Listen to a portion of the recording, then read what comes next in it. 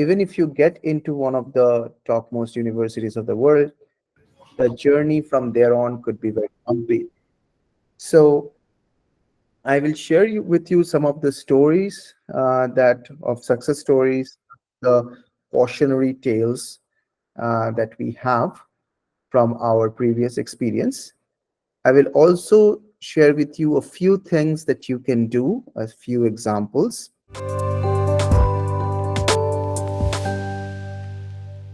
We also have a few guests. We have Mr. Pradipto Hor from, he's an eminent educationist and mathematician. He is also the program director at Aditya Birla Education Academy. He is a guest speaker for today. And I think Shayanton Rahman is also here. He's the director from College Labs. Uh, Shayanton has been educated at Oxford, Cambridge, and then he helps a lot of deserving students with their university application process. He also does a lot of other pro bono kind of work where he helps kids with resources, not necessarily for money, but for deserving candidates. He works really hard toward that. I will ask Shanton to speak as well eventually. And but let me start the discussion for today. Though the title of this seminar is Path to Ivy League Universities, and we will definitely talk about it, but we want to achieve something that is a little bit more intense. Uh, we are really looking for the innovators, the scientists, and the mathematicians of tomorrow. And we work with extremely talented kids for over a decade now. And we really think that it's possible to achieve this with the right kind of educational practices. I will give you two names to begin with. The first one is the Bronx Science School from New York. You can Google it later, maybe. The Bronx High School. It has produced some of the, perhaps one of the few schools which has produced a lot of Nobel laureates, Pulitzer Prize winning faculty members, and students, and so on. And the counterpart of that in Russia is called Lyceum 239. So this particular school is in Pittsburgh, which was known as Leningrad, I think Leningrad in Soviet times. So these two schools were very special schools in the sense that they were trying to produce Nobel laureates, Fields medalists, extremely innovation-oriented students, and they built their curriculum, they built their activities around. And there is a lot of literature, there is a lot of scientific inquiry into how these schools are so successful. And we can learn quite a bit from their experience as well. The main goal is to produce students, to help students who are interested in innovation, interested in creating new things in the long run. This is a very different approach than, let's say, just do well in IIT JEE or do well in such and such exam. It's much more than that. You are actually trying to bring out the innovator inside a child. So I'll share with you a few things that we think that really works. But before we do that, let me say a little bit about a few stories that you may relate with. These are stories of students who we have worked with, have done extremely well. I just mentioned a few names because since 2010, there has been quite a few of them. Uh, in fact, there isn't probably, except with the exception of Princeton, we have never been able to put a student in Princeton actually. With the exception of Princeton, all the Ivy League universities, Harvard, MIT, all of them, we have had students. So if one of you are Princeton caliber students, please come and join us. That would be really nice. But yeah, I mean, apart from that, we have had students. We are lucky enough to get students who did really well. I'll tell you just three stories. These are sort of stories that will tell you that what you might be doing to get into one of these really great places. I will start with the story of Arjun. Arjun is an international math Olympiad medalist. International math Olympiad is, well, there are quite a few namesakes of this competition. Some private companies are using the name IMO. Of course, they are fake. But the real International Math Olympiad is perhaps the most challenging contest for school students across the world. Every country has its own way of selecting six students out of hundreds and thousands of students, and six students who will represent the country. So in India, for example, the process starts with IOQM, which is the first level of mathematics Olympiads, and then it goes on to RMO, Regional Math Olympiad, INMO. So lakhs of students start the process. Only six students are selected out of it to represent India in the international stage. Some of you know this already, if you don't, so I just wanted to share a little bit more about that. In United States, for example, the process starts with AMC 10, American Math Competition 10 or 12. Then you take AME, then you take the USMO. And again, out of hundreds of thousands of students who start the process, six are selected to represent the United States in that international stage. So Arjun is a very talented kid. He actually went up to the IMO level. This is the extreme case. I'm talking about the extreme case when you are top six, inside the top six of the country. This is not a realistic case. Not everyone will be there. But of course, Arjun did really well, and he went on to gain admission in most of the Ivy League schools that he applied to. Another example is Anushka. Anushka is a very good example in the sense that she also started out with that Olympiad pathway. She did extremely well in the first level, which was PRMO at that time. And then she did well in the RMO, the Regional Math Olympiad. Then she did really well in INMO, Indian National Math Olympiad. She also did quite well in EGMO, which is European Girls Math Olympiad. So that is another one to look out for. So again, that Math Olympiad route really helped her, of course. And again, if you are qualified in the third level of Math Olympiads, third level, then you are basically in the top 70, 80 kids in a country. Again, a kind of an unrealistic kind of situation. Not everyone will be doing that, but that's she did extremely well there, and Anushka went on to study in MIT. All of these kids have their interviews in our YouTube channel. You can go and check that out and learn more about their preparation and stuff like that. um, Aryan Kalia, he was from US actually, and he had a little bit different story. Aryan did really well in AMC, American Math Competition, the first level of the mathematical Olympiads in the United States. And then he also did a research paper with us, which was on graph theory.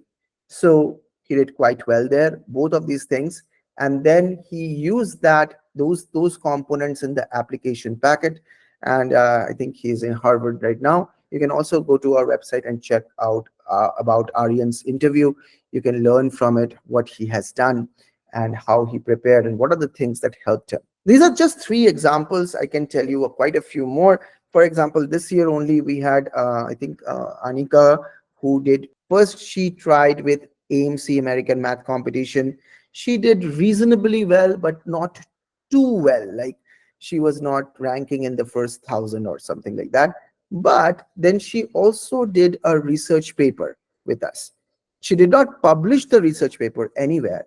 She just used it as an additional material in her application packet, and also talked about it in the statement of purpose. So these are all components of the application packet that you send out to universities. And Anika used all of these things that she did.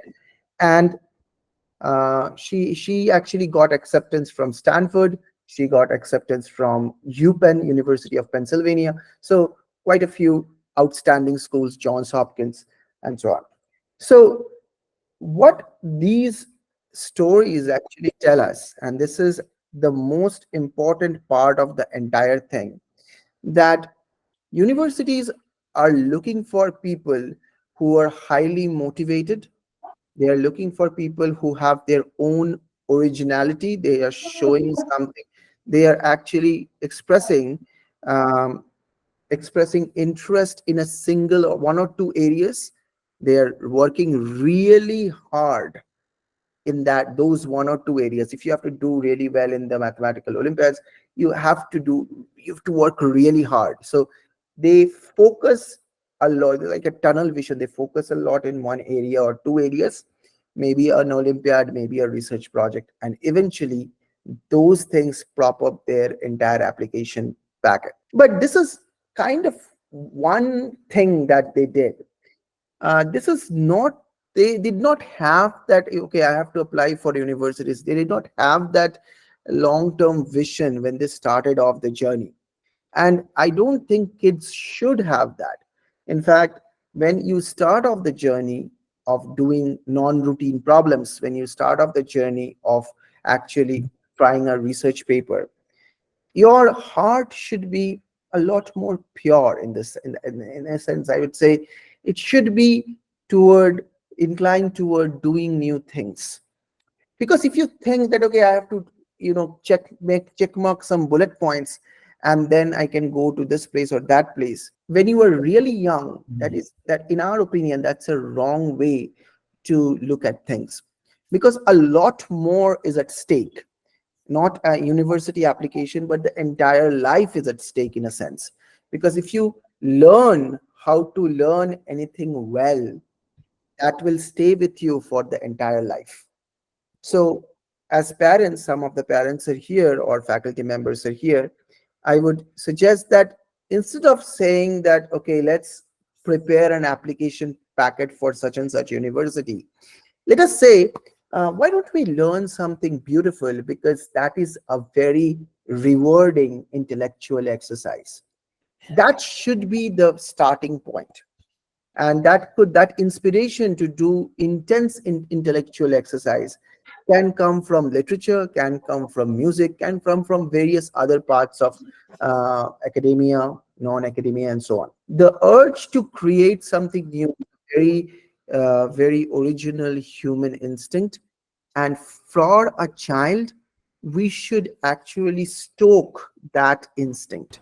That is the first thing. So I'll say a little bit more about myself. I've been speaking for some time because many people are coming in, and the first 10 minutes that happens in every seminar. I'll speak about myself, and then I'll later introduce the other speakers as well.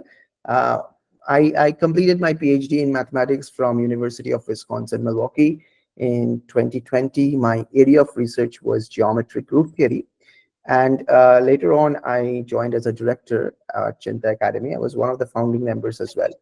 And we train mathematical Olympiad, physics Olympiad, computer science Olympiad students since 2010. We are very passionate about this. We also work with research projects and startups that young entrepreneurs, students make. All of these things are extremely close to our heart. And one thing we also do is community engagement projects. We are tied up with many rural schools in India, and many of our students are actually actively engaged with those rural students. One of our dream is to bring the non-routine mathematical sciences from the urban regions of India to the rural parts. So that's a brief about myself and Cheenta. I will introduce others as we go through this session. So I will say a little bit more about the path to Ivy League universities program. Uh, and really the several components of it, things that even if you do not join Cheenta, you can do it yourself. Uh, we think that these six things, there are six major components.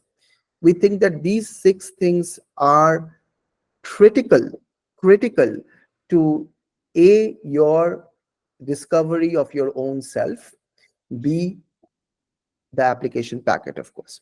Six important components are there. The Path to Ivy League program covers all the six components. They bring them together in one place. And the most important part is it is actively mentored, in the sense that we work every week, once every week, with the student and parents to review the entire gamut of work that is being done. What is the progress, what is the deadlock, and stuff like that. It's a very closely mentored program. It starts at grade 8, of course. It takes quite a lot of time to develop something nice and substantial. If you think that overnight we can gain outstanding problem solving skill, or overnight we can do really good honest research, that will never happen, number one. Number two, if I tell my kid that you can do this in 6 months or 5 months or 3 months, we will be lying to our children. That we should never do. Anything substantial takes time. And even if you think that it's a little bit late, if you are in 12th grade, for example, it might be a little bit late to go through this entire process. You might still try out some of the components. Uh, Remember that all of these things are actually a very long-term investment in yourself. I have seen students who did not do exceptionally well after high school, but they kept on pushing through the process. And after graduation from an Indian college or university, they used all of these components, everything that they have learned, everything they have, they took everything with them, and they applied for a PhD program outside India, or let's say a master's program. So this is a long-term thing, and the six components that I'll be talking about in a moment, if you do them well, that will stay with you for the entire life. So let me quickly go through the six components. The first three are actually Olympiad oriented, because there is a lot of confusion about Olympiads these days. There are a lot of privately held Olympiads, but to be absolutely sure that what we're talking about, you should focus on one or two official Olympiads, and that's all. Nothing more, nothing less. So at Cheenta, we suggest for mathematical Olympiads, we suggest IOQM if you are in India, and American Math Competition for everyone. For example, in MIT application packet, they ask, they actually recommend you send out the AMC score as well if you're applying to a mathematics department or a similar mathematical science department. So uh, again, if you think that this can be done overnight, I will humbly say that it cannot be done overnight. You have to take your time to. It's not just about the concepts, it's mainly about the problem solving ability, and that ability cannot be developed overnight, or not even in 2 3 months. It takes time to see a problem, because the problem might be based on the simplest idea, and yet you might not know how to do it or even get started with it. So the Math Olympiad program that we have, this part of the six components, is a very rigorous program, and it's one of the most successful in entire India. In fact, I'm glad to share with you that last year, in this 2024, in fact, in this year, in the Indian National Math Olympiad, only 78 students qualified from lakhs of students in India, and 10 of them, 10 of those 78 students were from Cheenta. 7 were current students, 3 were our ex-students. So mathematical Olympiads requires a rigorous long-term training. That's the first component. The second component is the similar Olympiad for physics. In India, the first level is called NSEP. In United States, it's F equals to MA. Every country has its own. So physics Olympiad is actually a different beast, because it is more closely related with something called research project.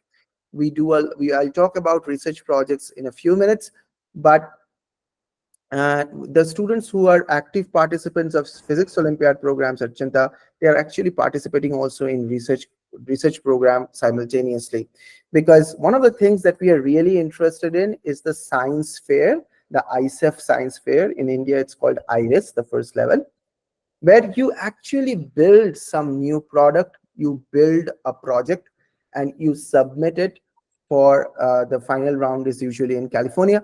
You submit it for that, and it is one of the most prestigious science fairs in the world. And a lot of learning, a lot of innovation goes into that process. It's a long-term process again. So that's the second thing, the physics program. The third program, which is the informatics Olympiad program, it's the same thing with computer science.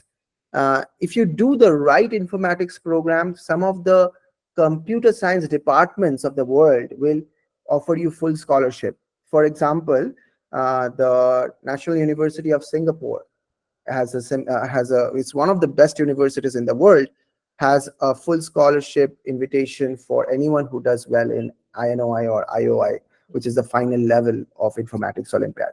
So these are really the three Olympiad programs, which are the most flagship programs that we have, all clubbed into these six components. If you, even if you're not joining Cheenta, that's fine. You can, but if you can use these three tools, mathematics, physics, computer science, or even one of them, that will actually take you a long way. The next three things, these are kind of different. They will flavor up the entire portfolio, and they are also transformative in nature, in the sense that if you do them really well, it will actually change you as a person. Of course, it will impact the university application, but again, as always, we are very interested in the person, the student. So the first thing is the research project program. It's a very rigorous program where students work closely with one or two mentors, and they produce either an expository paper, it could be a product, it could be a service, something.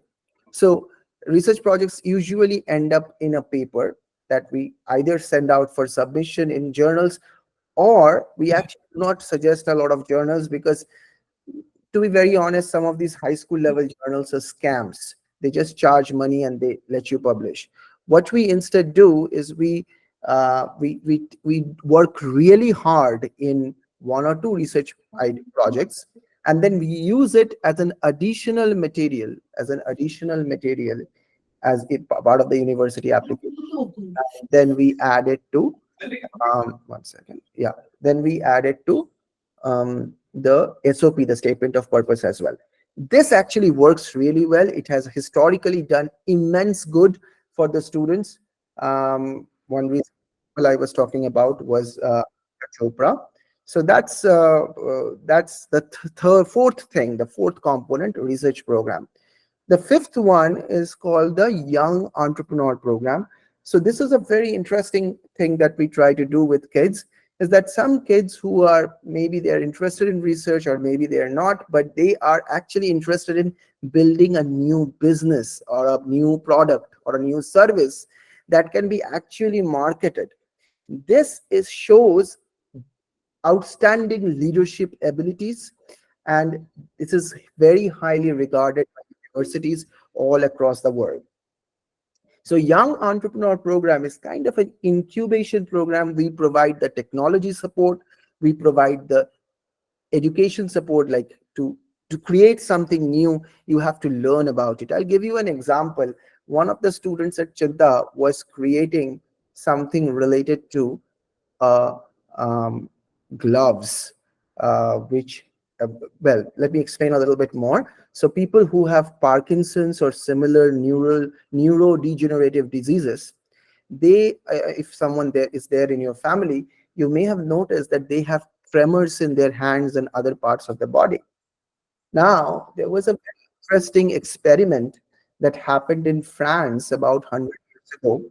What they talked about, what they did is, they note the neurologist noticed that the people who are suffering from Parkinson's or similar diseases, of course they had tremors, but when they're coming to the hospital for treatment, of course they were coming by horse carriages or railways, and the railways would vibrate or the horse carriages would shake, and that shaking of the horse carriage would actually alleviate the symptoms of the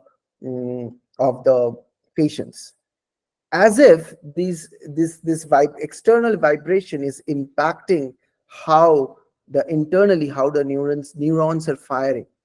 So it was a very ancient principle. And in modern times, in Stanford University, TAS Labs, you can Google it again. TAS Labs has created a something similar, but using a gloves, and they are using machine learning models to think about what vibration frequencies can be used. And at Chinta, some students and faculty members are trying to forward take that particular research and take a leaf out of it and work on some practical and as well as theoretical aspects of it. So this is just one example. So these things have, of course, this is the part of the young entrepreneur program. This is this requires research, deep understanding of domain knowledge, creation of a product or a service, maybe it's an application, and it requires actually a team to do this. It cannot be done alone. I mean, it's very hard to do it alone. So we provide the children with that entire pathway, and some kids are doing really wonderful work. And lastly, we have the communities project program. Uh, Community outreach programs can be quite interesting in the sense that we have direct connection with several schools. And what we always suggest is that students should not just, in the name of community outreach, you should not just go and teach somewhere. You should not just go and help with a medical professional or something. Some students do that. Instead of doing that, your community engagement program should also be research driven. I'll give you one example. Um, One student recently came to us with an old age home kind of a thing. It's a literacy in an old age home. So the person was supposed to treat the kid was trying to treat the depression that old age home people face because of their age, because of their loneliness and stuff like that. So the entire program was surrounded around research uh, about this phenomena, depression in old age homes, so that when he was doing the activity in the old age homes, he was also documenting it and relating it with existing research.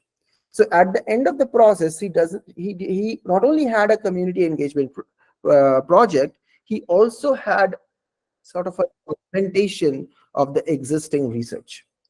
So that's what we call research driven community engagement project. So these are the main six components that we were talking about: math, physics, and computer science, research, young entrepreneur, and community engagement. So if you do all of these six things, or at least some of these six things in an actively mentored manner, then I think that would immensely benefit you as a person, and it would obviously boost the entire application process as well. So that's the thing. And let me just quickly share the main team that we have, because I shouldn't take all the credit. We have Dr. Shankudip Chakraborty, Dr. Shoran Banerjee, Dr. Anirban Mojumdar, Srijit Mukherjee, Sharnab Jabhumik. All of these kids, people, some of these are my students actually. They are they are extremely interested in mathematics, physics, computer science, machine learning, all of these things. They are from some of the best places in India and in the United States. And we take a lot of pride in the work that we do, because since the last 14 years we have seen the impact that it usually has on the kids. We are actually here for the long haul. Students stick around with us for 6, 7, 8 years, even after they are in universities, because the journey doesn't end there. We keep on collaborating. We keep on working on research, uh, job hunts. That's another thing that we help. I mean, informally help, of course. We are kind of interested in having our students also put in jobs. Anyway, so and let me just finish up by saying, and then I'll ask the guests to speak a little bit, that this entire thing needs to be actively mentored. Otherwise, it can. So In our estimation, a student needs to devote around 7 to 8 hours every week to do all of these six things. 7 to 8 hours. But you have to do it every week, week after week, month after month, year after year. And you have to do it with an active mentoring, with someone looking after the process at every step of the way. So that's an important thing. And when you plan to do it, you should have someone, maybe your parent. At Chinta, if you are in the Path to Ivy League program, we have an active for it, but for every student. But even if you are doing this at home, make sure you're collaborating, you're talking to someone else who is preferably an adult, who is looking at this entire process every step of the way. Okay, so that's about it from my end. I will now request Mr. Hoare to start. So as I mentioned in the very beginning, he's an esteemed mathematician and educator. He's the program director at Aditya Birla Education Academy. He has agreed to speak with us, and he has an extensive experience with students from all over the world. So, Mr. Hoare, over to you. Please share with your. Thank you so much, Ashani. A very, very good evening to all of you present over here. It was really nice to hear from Ashani about about the work that the Cheenta team is doing. And honestly, all of you, those who are present over here, I have noticed that this team is very, very passionate about the work that they do. So, I am a mathematics teacher for the last more than 3 decades now. I've been, I started my career teaching national curriculum school, then moved to university, then moved to international schools, and now, of course, I moved on to the administration of international schools. But I was always wanted to do something on this with the subject that I love the most in my life, that is mathematics. And I tried to prepare the students for different mathematics competitions in country, out of country, made the students participate for these competitions, and the students brought back laurels for the school as well as for the country. They have done amazingly well. But of course, the students also is, I wouldn't say that due to my preparing the students that they have done well, but the students also wanted to do well. They were also very passionate about the subject. That is how they tried to do well and are doing very well in their career at the moment also. So at a certain point of time, I was looking for a group of people who could work along with me for guiding these students. And I do have a lot of friends overseas because of my study related work and all. But I always felt that why can't we have someone from within the country? Because we do have the brightest of the mind working out over here. I need to hunt for them and I need to see if I could ask them to be along with me. And that is how my struggle of finding this team worked. And I Googled out and I got Ashani somewhere on this website, tried to connect him. This was about 7 years back, might be. And thus the connection began. And thereafter, I realized that these people are just amazing. It's nothing about doing a promotion about Cheenta. Please don't take it otherwise from me. But what I noticed, I'm just voicing my opinion about it. One of their member is in US. So this boy at any point of time is ready to help me as well as my students, the students those who are studying in my school. He is ready to help them out with all the possible projects which is mathematics related. Now, regarding the admission to the Ivy League colleges and all, universities, I would say that yes, your participation in different mathematics competition with a good score is a must, and which you could do provided, I mean, you can't say that you started preparing in grade 9 and you are preparing for AMC 10, and with your first attempt only you are expecting a very good result. It may not happen because it's a process. You do, you practice, you practice, you practice, and then you will realize that okay, you have come up with a very good result. Now, AMC 10 is for grade students of grade 9 and 10. Similarly, for students of grade 11 and 12, AMC 12 is there. But it's not that if you are studying in grade 11, you can't do AMC 12. You are most welcome to do AMC 12 also.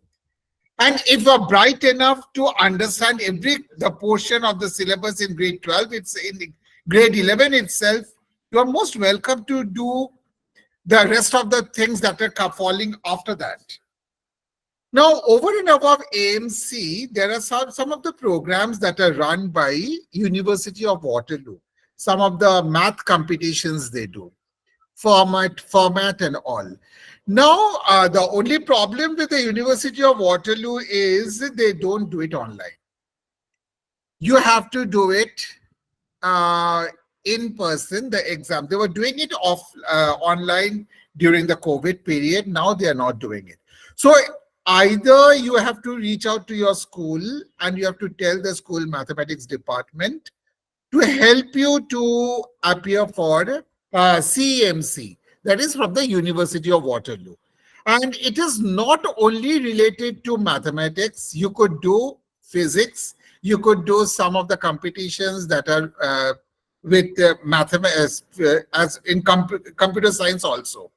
So you could do computer science, you could do physics, you could do mathematics, you could do chemistry also. They have a program called Avogadro in which you could appear for the test and you could do well out over there.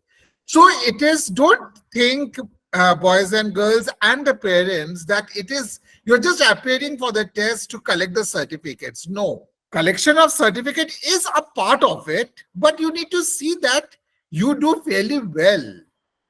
So when you add on those certificates during your college applications, the university gives a weightage to you.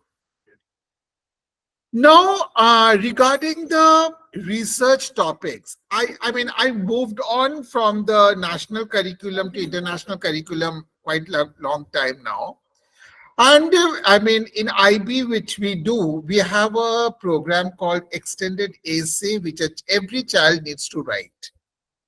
It should be a 4,000-word essay, which should be completely research-based. And every part of it needs to be run by Turnitin, which tries to recognize if you have copied any of it from any particular source. So, and it keeps on, if you have copied it, then it keeps on showing it that which particular source you have taken it. Why do I need to do that? If I am interested to do some research, I need to read. That is the bottom line of the whole story. It's not that you think of doing a research paper and overnight you do a research paper and you submit. No, things can't happen that way. You have to do a lot of effort for that. And when you do a lot of effort, you need to understand that you need a guide. Until and unless you have the guide, who will show you whether you are on the correct path at all or not. It's not that you have to sit day in, day out with the guide and to get the work done. Nothing like that. You have to sit with the person, express what your views are, try to understand what he or she says, collate the information, try to work on that, develop on it, again get back to the person. So during the research work, it could be, might be, I'm just throwing a number, might be 10, 12 sessions. But don't think that this is a, this number should be achieved. That is completely up to you.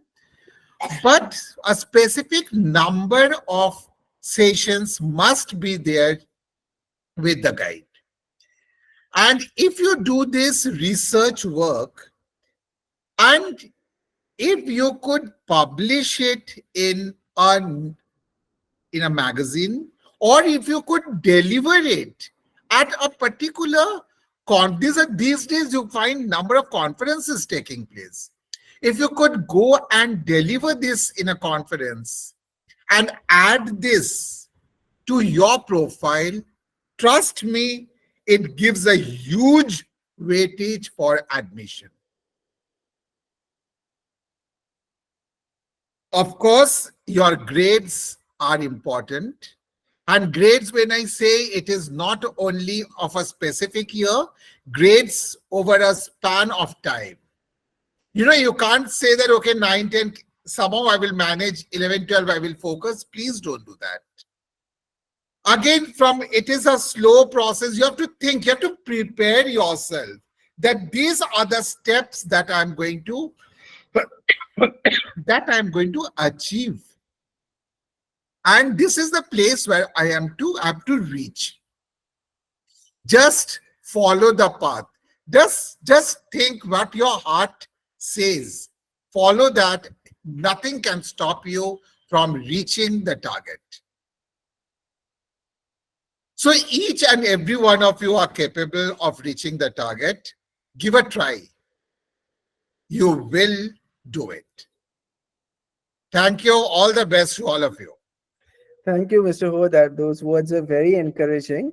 And from my personal experience, I can also tell you that uh, I've worked with Mr. Ho informally for the last 6, 7 years, I think. And I've learned so much from him. He is a person who's actually interested in the success of his students. This is really phenomenal in these days, actually. So I'm actually fortunate to get connected. And thank you for the encouraging words.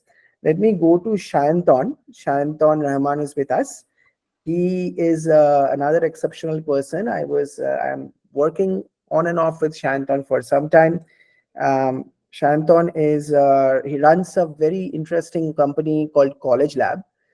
There are many counselors, of course, out there, but I've met many of them. But Shayantan is truly an exceptional person who thinks that even the people who are outside the scope of the urban areas should be brought into the process of reaching excellence. So Shayantan, thank you for joining with us. Over to you. So firstly, thank you for having me, Ashani. I think this is an excellent session and also really great to hear Mr. Ho's perspective. And I agree with a lot of the things that he said, and it factors into a lot of the things and recommendations we give to our students.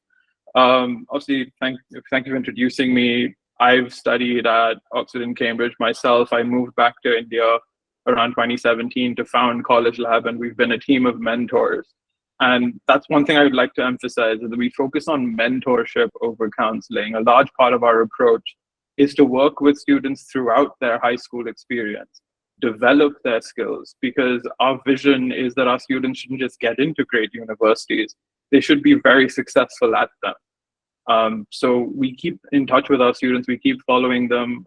Part of our program involves students who keep in touch with us through college for help with internships, for help with research at university, and also with graduate school applications. In fact, currently from our students who graduated in 2023 from college, 5 of them are in PhD programs at MIT.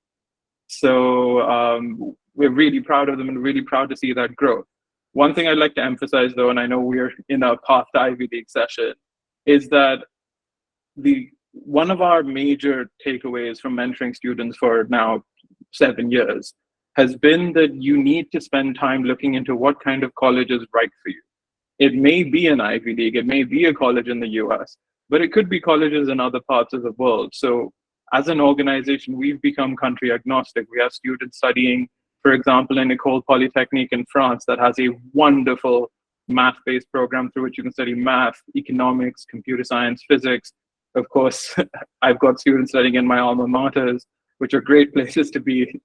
Slightly biased opinion, but at the undergraduate level, in fact, what might surprise you is that both Oxford and Cambridge continue to maintain what's called the tutorial system, where most of the teaching is done in groups of 2 or 3 students with a professor and not with a teaching assistant. So you will get exposure. In fact, they have Fields medalists and faculty like Andrew Wiles, the man who solved Fermat's last theorem, teaching undergraduate courses there.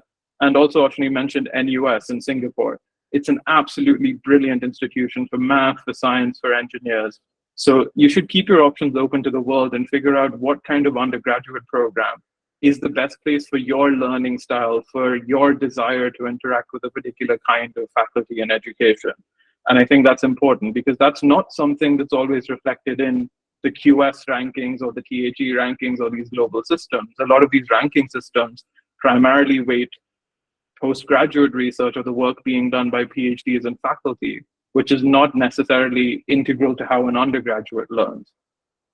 In terms of what these universities are looking for, see, we've placed students into math and science programs at all of the Ivy Leagues, and again, including Princeton this year, and hopefully one of our students who's working with Ashani in the coming years makes his way there as well, and we can help him out with that. But what they are looking for is, and one thing Mr. Hoare also mentioned, is passion. How passionate are you about finding your intellectual interest and then going deeper than what the school curriculum might allow? Of course, your grades in school matter. Those show your fundamental ability to do well in an academic system. But they need more than that. When they're trying to select, the best of the best, they're looking for students who can demonstrate that they've spent their years in high school exploring, challenging themselves, pushing their intellectual boundaries, and then finding things that they love. Now, these math competitions, they're not just for students who want to pursue math. They could be for students who want to pursue bioengineering and finance and economics. It shows inquisitiveness that's valuable in multiple fields. Research is a wonderful thing for students to do, and it's one thing that we strongly recommend students at the upper end of the intellectual interest spectrum to follow. And working with supervision is very important for that because, see, obviously there are IB schools that have extended essays, but many of the students we work with and many students from cities outside of the metro centers in India have ICSE, CBS, or state board curriculums where research isn't an integral part of the high school experience. So getting that supervision can be very important. And even for the math competitions, I'm really glad Mr. Hoare mentioned the CMC ones. There are many other competitions through the year. We have students who are also doing projects for IRIS. Over the last 3 years, we've had around 9 students be IRIS national finalists. So we have seen the kind of time and thought it takes to build these projects. Now, the important thing is when you're appealing to an Ivy League university or a Stanford or an MIT or a Carnegie Mellon, they need to understand your story through the application. They need to understand that it wasn't just in 12th grade that you started working very hard. They want to see a few years of intellectual development. So spend that time, put in the effort. I can't recommend organizations like Ashani's enough, and his team is wonderful. They put a lot of personal interest, and they've made a lot of my students more passionate about mathematics than I can hope for, and they've turned a lot of my students who may not have wanted to do math at university into current math PhDs. So again, many thanks to him. Thank you for having me. And if any of you have any questions, I'd also be happy to help. Just wanted to add that as an organization, as Ashani mentioned, college abroad can be financially a challenge for a lot of families, but one of the areas we do work on is financial aid and scholarships. This year alone, from the batch of 2024 for College Lab, our students have been awarded around $7.2 million in financial aid and scholarships. Again, we're happy to consult with that. I have colleagues who specialize in financial aid applications and how to approach colleges for that.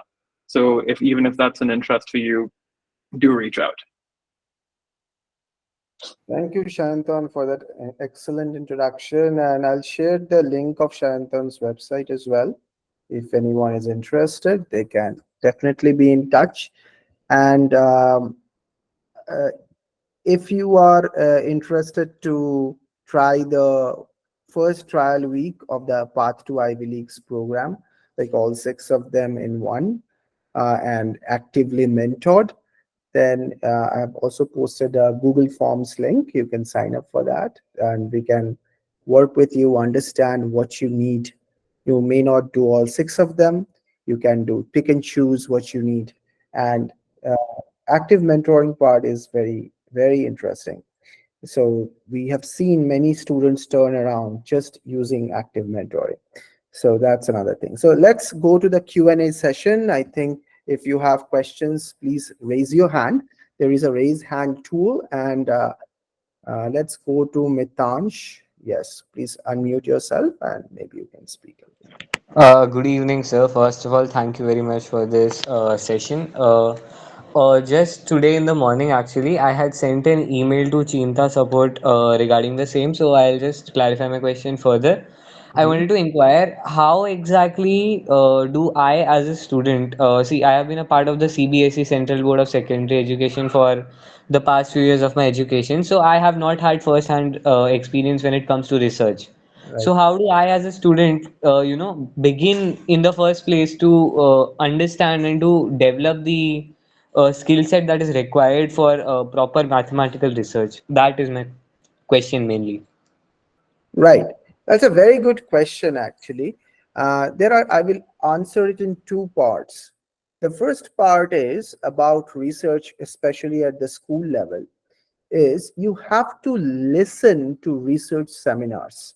So there are plenty of research seminars happening in Cheenta, but also outside Cheenta, you have several high school level, middle school, junior level research seminars where both faculty members and students speak about their research experience, and that's on different a variety of topics. So that's number one. You have to listen, and you have to actually, once you find something interesting, you can talk to a mentor, a research advisor, to understand further how things go in that particular direction. See, there is a whole wide world out there. I work in pure mathematics, my colleagues work in statistical analysis, they work in machine learning, computer vision, algebraic K theory. So there is a lot of things going on. There is gravitational physics going on. So a ton of stuff goes on, and our organization has some options. There are some other options in outside Chinta as well. So number one, that's the first thing, is you start by participating, listening to the live research seminars at Chinta or outside Chinta, and talking to the mentors if you find something interesting. The second thing, which is also equally important, and this we actually suggest to the kids from a very early age, like eighth grade, ninth grade, that you should start reading actual research papers by school students and teachers of school students. One of the most interesting journals in this regard, it is called the Mathematical Gazette. So I'll just send the link of that Mathematical Gazette. This is published by the Cambridge University Press.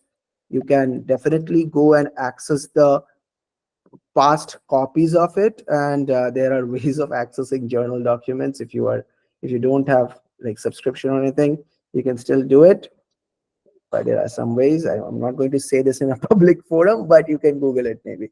So reading research papers from an early age. So this particular journal, for example, it's a very respectable journal. It's a very old journal. There are a couple of others called Komal is one. Komal is published in Romania for, I don't know, it's more than 100 years now. And there is Quant, which is published in Russia for at least 50 years now. And there is I think there is one from Canada as well, which is very good, like very it's so there are some fake journals. If you just Google, you know, journals for high school students, the top 5 journals are money making machines, which are fake, I would say. So instead of that, ask a teacher or an advisor, what journal articles should I read? This is actually a part of the active mentoring process, that you start by reading some articles and we see what goes on there, and if we see something interesting. So those are the two first steps that you have to take: attend live seminars, read journal articles, and see what's going on. Once you find something interesting, then talk to a mentor, talk to an advisor, and then you'll probably be able to do something. Okay. All right. Let's go to the next person. I'll have Pranav Khetan. Yeah. Good evening, sir. Hello, Pranav. Yeah. While choosing my college or university, what areas or criteria should I keep in mind? Like, definitely, I'll find a ton of answers on the internet, but I want to get a personal opinion from you. I think, well, I have an answer, but I think Shayantan will be also very well positioned to answer this. Shayantan, do you want to take this one? Sure. Sorry, could you just repeat the last part of the question? I didn't catch that. Pranav? Yeah, mainly, I want to know what areas or criteria should I keep in mind while I look for the college I want. Sure. So, see, I think the first thing is when you're looking at a college, you need to understand what your goals are from a college experience. So, for example, if your goal is that it's going to be a stepping stone to a master's, the things that are required in master's is an undergraduate teaching faculty of a good repute who will also write strong recommendations, and that should be first and foremost. And the second factor that should be top of that order should be exposure to that faculty. So, how small are the class sizes? So, for example, like Berkeley, while overall it's a great school, the undergraduate class sizes for some subjects can be over 500. Whereas at the same end, there are far maybe less known schools in India, but are brilliant reputations in America, like Harvey Mudd, where those classes are maybe 4 to 6 kids. So, and again, you can also look at colleges in other countries. It doesn't mean if you want to do your PhD in the US, you don't need to do your undergraduate degree in the US. There are plenty of people who've done their undergraduate degrees here in India at excellent places like ICER, CMI, etc., in Europe, in Singapore, etc. And you can explore those options as well. If you're looking at it from the perspective of, okay, I want to immigrate to a particular country and I want to study in a place where I can graduate and eventually end up working there, then you also need to look at what the visa system is, and for particular colleges in that country, what their placement histories are, which subjects also get placements. For example, in India, we do have campus placements at most institutions. Abroad, campus placements is normally not part of the educational culture. It's on students to maybe attend a few career fairs, but then find the companies they want to work at online and send applications one by one via those companies' websites or online portals. So there's a lot of factors to it. In fact, for us, sometimes the research process where we're guiding students with research can take months. But I think the first thing to do is to frame a list of priorities and then draw maybe even a spreadsheet and see how colleges align with those priorities. Yeah, if your goal is to use college as a stepping stone to further education, it's definitely always best to get a lot of exposure from that college. As I said, if you're being able to have one-on-ones with your professors and be on a first name basis with them, that can really help you out with getting recommendations for research at other universities or for graduate school and things like that. All right, thank you. Thank you for that answer. Let's go to Deep Narayan. Deep Narayan has a question. Yes. Hi, thanks. Great session. Of course, I am closer to 50, so the question is more for my daughter. Okay. Uh, um, so, two questions rather. Uh, is it something like this that does the board, the student isn't is does it matter, or is it something agnostic? That's my first question. I mean, should it be something like an IB or a CBSE, ICSE that is also okay? See, there is some data out there which is which says that IB curriculum, IB students have done well compared to other board students. There is some data out there like this. And you can actually check. This data is available online for free. But since I've been working for quite some time in this field, I can tell you for sure that it's mostly board agnostic. I tell you why IB people tend to do better in the university applications at the undergraduate level. I have been working with IB school students for some time as well. I can tell you for a fact that economically, IB school students are actually much better off compared to CBSE, ICSE, or state board students. This is just a fact. And people who have the economic resources, they can also go under no scholarship, some scholarship situations. Whereas the students from the other boards with lesser economic means perhaps won't be able to do it. So I would say that if we focus on the essentials like the Olympiad experience or the research experience, the board itself wouldn't matter that much. Yeah, so that's a sample bias. I would agree with Yeah, that. Yeah, I can exactly. just add Exactly. one There's point to sample that. bias. I, That's yeah. Ashni, is it okay if I just add one point to that? Oh Yeah. yeah, please go Yeah. ahead. Yeah, so I was saying, so there is no intrinsic bias between boards. Oshni is quite right that there's a strong correlation between IB students having more financial resources, and that does help. But the other thing is, if you plan ahead and you're in an Indian board, so the main thing in IB is they have three subjects at a so-called higher level, which are deemed as equivalent to a first-year undergrad course. There are external exams you can take, like the AP exams, which we recommend for a lot of ISC and CBSE students, through which they can basically get the same benefit as the IB students. And in fact, both Oxford and Cambridge strongly recommend that Indian students take 4 to 5 APs so that they are ready for that college experience. So, but apart from that, there is no systemic disadvantage in the college's admission system. Like I said, plenty of our students who are at top universities like Harvard, Stanford, etc., have come from ISC and CBSE boards. Fantastic. Thanks, gentlemen. And last question is it something like mutually? I mean, I'm not talking of exceptional geniuses, but normal people. Is it possible that they try for an AMC 12, but they can also prepare for JE, or is it something that you have to rule out? You have to choose just one because it's.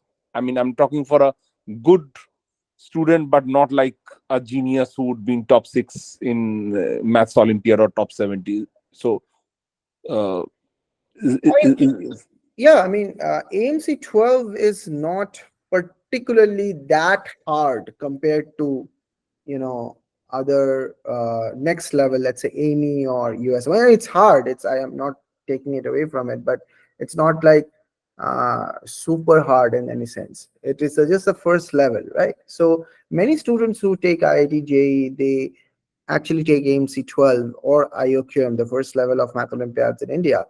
But in my understanding, if you want to have an edge on in the application process, at least you should have an eye for 120 plus in AMC 12, which will put you in the top 600 in the world, around 600, 1%. They call it distinction, and the number varies in every year, but it's like you can think about 120 as a benchmark. And now that can be a challenge. That's definitely there. And if they also have a IIT JEE kind of thing going on, but it has been done by many students and not necessarily geniuses. Any average person, this is the rule of the thumb. If you do 2 hours of maths every day, and that should suffice for MC 12. okay. Thank you. Okay, I think thanks a lot. I don't have further questions. great. Let's go to Partha Sharathi Sharma. I'll take two more questions actually, then I'll close this one off. Yeah. And if you have more questions, you can always email me. Partha Sharathi Sharma, please go ahead. Yes, sir. Good evening. Thank you very much for the opportunity. Yeah, sure. Just want to know, do overseas universities um, encourage Indian students for or overseas students for undergraduate program focusing on maths? If so, what is the eligibility criteria and what is that minimum they look for? And also, is there any age criteria? Sorry, I could not understand the question very well. I mean, are you saying that do American universities accept students for a mathematics undergraduate program Yes, from India? Of course, yes. American or yeah, UK Yeah, of university. course. Of course, they do. And that is the whole point, I guess, of this discussion, that what if you want to do that, what is it that you want to do? And Right. Indian citizens are definitely eligible for applications, and many of them do very well in the application process. Yeah, I'm not just talking about the graduation, like, even from 11th standard onwards in the respective countries, uh, do such programs are there, and So will you want India? to do the high school in US? Is that what Yes, you're yes, that asking? is what I'm asking. Yeah, yeah, correct. Oh, okay. I I have never seen a kid from India just travel to US for the high school experience. Yeah, yeah, That is, have you seen Shantan something like this? yeah, I have. It's not common, and it's not something we strongly recommend because if you're an Indian citizen, it doesn't change your chances of admission because you're still deemed an international student for the purpose of college applications. But yes, we do see students traveling from India to the US and often to Europe and the UK as well. Mostly because of IB programs, because you have like good IB schools outside of India as well in these countries. So we do see that. But if if you say that are there any strong benefits in terms of getting into better universities, unless you're a foreign citizen, most of the time, no. Okay, Right. okay, So yeah, I mean, Shayantan makes a very good point. Now I do remember that there are some students at Cheenta who are actually living, let's say, in Bangalore or some Delhi or some place, but they are actually American citizens.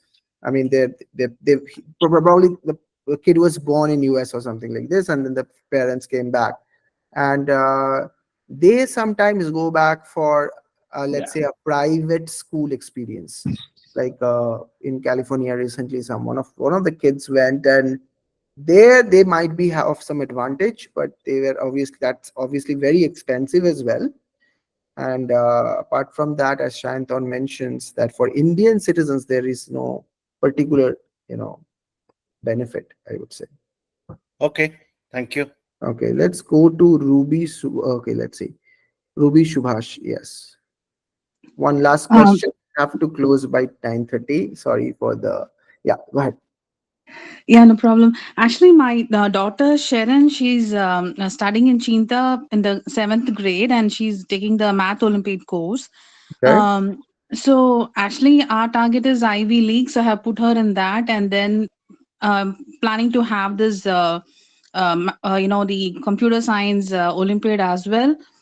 So based on that, if you see, as we move in the grade, right, so you will be able to guide us like which course we need to put them, and so that they reach the Ivy level. Yes, we have a recommendation system in process, and usually we will reach out to you. Since she started with seventh grade, we this is how we actually work. That if you start with mathematics, and that's recommended, you should at least work for 6 months before taking up, let's say, physics or computer science. And then once you take physics or computer science, then take at least 6 months before you take up another one. Like this, you cascade it instead of taking everything at one time. So we will definitely recommend you. And overall, there are like these 6 things that you can do. And certainly in your personal help center WhatsApp group, you can, get more information on this. Yeah, as a parent, one more request. It's just that though we are willing to pay and put them in the courses, right? The children, they are like they push back, like you're putting us into a lot of courses, this and that. So it would be helpful if, since the student is already with you, if you could influence them, give them some kind of session so that they explore it. And if they come to us saying that Chinta, they gave us this session and we felt it to be interesting, so I want to join, that kind of interest from them, it would be helpful to push them into these courses, and it would be great if you could do something from your side for that. Okay, so but I am personally in favor of what Shireen is saying actually. I am not in favor of pushing her anywhere. Yeah, because I am on Shireen's side here because yeah, I mean it's not that more is better. I mean, I write this all the time.